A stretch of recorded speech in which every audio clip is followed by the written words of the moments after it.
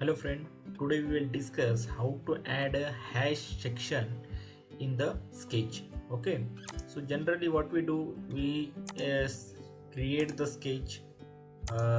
Normally if I add the rectangle here, so directly we'll get the sketch like this.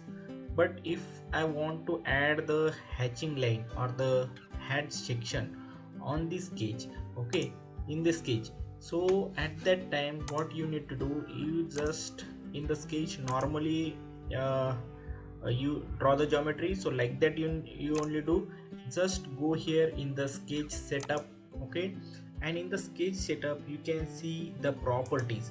Okay, in the properties you can add the hatching lines. Okay, so here you can directly click on that and say okay, and you can add the, and you can edit that angle, and you can edit the spacing line. Okay, like that. So now you can see these hatching lines are created.